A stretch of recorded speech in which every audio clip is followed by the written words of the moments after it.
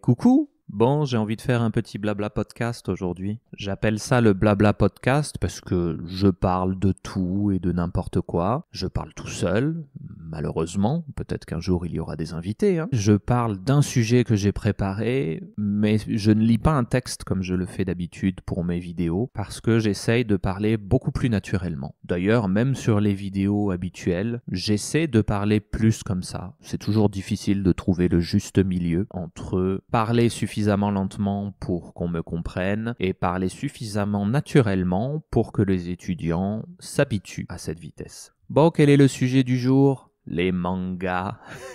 Qu'est-ce qu'un manga? C'est une bande dessinée japonaise. Je pense que tu vois un peu ce que c'est. Là, on parle du format écrit. Je ne te parlerai pas d'animés aujourd'hui qui sont les mangas mais en dessin animé. J'ai découvert il y a peu que la France est le deuxième marché du manga au monde. Et ça a pris de l'ampleur. Il y a de plus en plus de mangas partout en France. Par exemple, j'habite à la campagne, bien sûr, ça je pense que tu vas finir par le savoir. Et il y a un petit supermarché dans la ville voisine. Et dans ce tout petit supermarché au milieu de la campagne, au rayon livres, il y a un rayon manga. Donc la France, second marché du manga au monde derrière le Japon apparemment. J'ai pas vérifié l'information, mais je pense qu'elle est correcte. On peut alors dire que c'est très à la mode, ou que c'est la folie. Je pense qu'on peut dire ça, c'est une nouvelle folie. Quand j'étais petit, il n'y en avait pas autant. On regardait des dessins animés qui étaient des mangas aussi à l'origine. Tu sais, tous les Dragon Ball Z,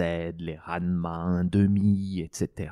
On regardait toutes ces choses, mais j'avais pas vraiment conscience du fait que c'était japonais. En fait, je trouvais juste que c'était des dessins animés cool. Bon, ne parlons pas trop des dessins animés, parlons des mangas en eux-mêmes, donc les livres. Pourquoi je pense que c'est intéressant de te parler de ça? En fait, c'est lié à ma fille. C'était dans mes projets de papa depuis toujours de donner énormément de livres à ma fille. Pourquoi? Parce que je pense qu'aller dans une bonne école, oui, c'est bien, mais ce n'est plus nécessairement une condition à la réussite. Je pense que tu peux plus ou moins tout apprendre tout seul, par toi-même maintenant. Et dans cette optique, je considère que aimer lire est absolument crucial. Imaginons que ma petite fille aime lire quoi que ce soit, je suis sûr que ça l'aidera dans sa vie un jour. Donc, depuis qu'elle est toute petite, j'ai toujours essayé de lui acheter un maximum de livres et j'ai jamais vraiment eu une limite budgétaire ou une limite dans le budget que j'allouais à ces livres. Quand je dis que j'avais pas de limite, c'est que je ne réfléchissais pas trop quand je les achetais,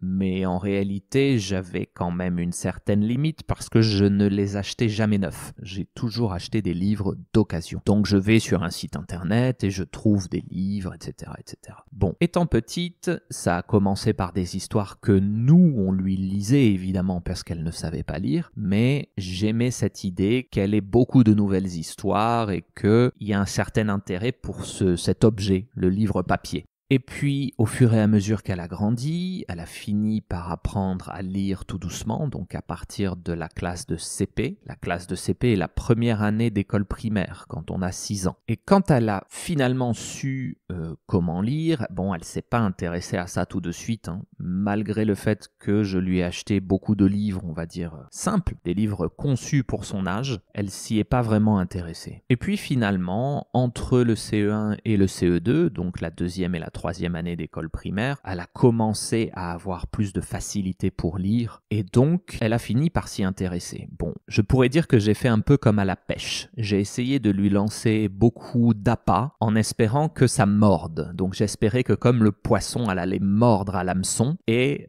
finalement être prise au piège et finir par aimer lire ou lire beaucoup par elle-même. Donc j'ai essayé beaucoup de types de supports, des livres de son âge, des jolis livres d'histoire, des BD, etc., etc. Et puis, ce qui a fonctionné le mieux, ça a soudainement été les mangas. Donc au départ, ça a été des mangas bien sûr très faciles qui étaient faits pour des enfants plutôt jeunes. Et puis, elle n'a pas voulu tout de suite lire et c'était plutôt je lisais par exemple 1 ou 2 pages, puis elle lisait 1 page, puis je lisais 3 pages, puis elle lisait 1 page, ce genre de dynamique. Bon, au final, elle adore ça maintenant et elle en lit tout le temps et je pense que son bien-être a beaucoup augmenté depuis grâce à ces livres parce qu'elle a une occupation beaucoup plus saine que par exemple des écrans. J'ai fini par créer un certain système pour acheter ces mangas, qui est acheter le premier manga d'une série, donc le tome 1, lui donner, voir si ça fonctionne, voir si elle aime. Si elle me dit qu'elle aime, alors j'achète toute une série de ce même manga.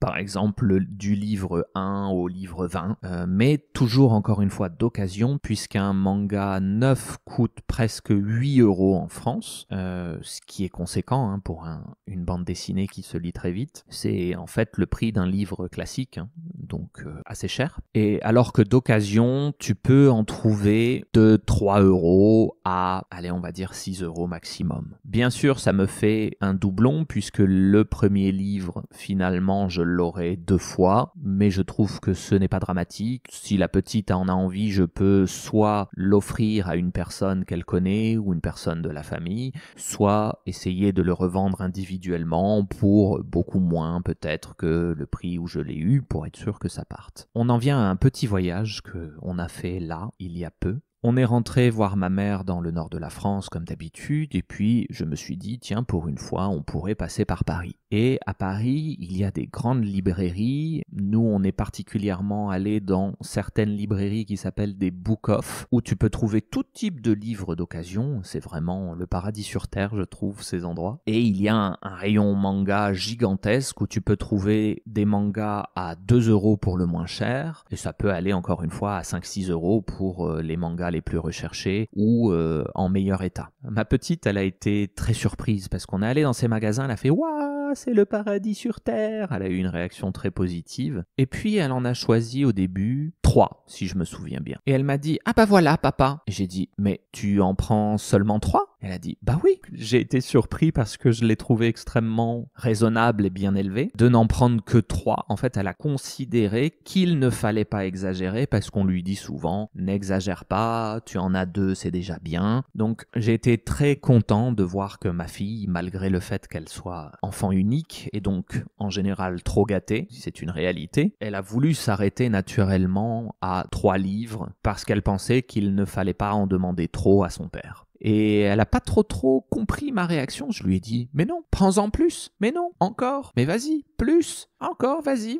plus, encore, vas-y, plus. Etc., etc. On est bien sûr allé aussi dans plusieurs boutiques et j'ai compté au final la quantité de mangas qu'on a acheté et ça faisait au total 26 mangas. On peut dire que ça fait beaucoup, mais en réalité, une fois qu'elle a commencé à les lire, elle les a vraiment attaqués, elle les a mangés, elle les a vraiment lus très très vite. Il y a beaucoup de mangas dans ces séries qu'elle a adoré et à chaque fois elle m'a dit papa j'aime cette série. Bon, il y a certaines séries au final que j'ai du mal à trouver sur internet d'occasion parce qu'elles sont trop recherchées ou trop récentes, mais il y a d'autres séries qui sont plus anciennes, peut-être moins recherchées, que j'ai trouvées immédiatement. Donc en plus de l'achat de ces 26 mangas, j'ai commandé 3 ou 4 grands paquets de beaucoup de livres. Bon, tout ça pour dire que je suis content parce que ma fille lit beaucoup et que je trouvais ça intéressant de parler de ces achats et de ce type de librairie. Je t'encourage très fortement à essayer d'aller dans un book-off si tu es à Paris ou au niveau national, il y a une chaîne de librairie de ce type qui s'appelle, si je me souviens bien, Gilbert Joseph ou Gilbert Joseph, j'ai oublié. Et si tu vas dans ce genre de librairie, tu trouveras beaucoup de livres d'occasion. Voilà, n'hésite vraiment pas à le faire. C'est pas cher, c'est un accès à la culture qui est absolument fantastique. Allez, à plus pour la prochaine fois où on blablatera.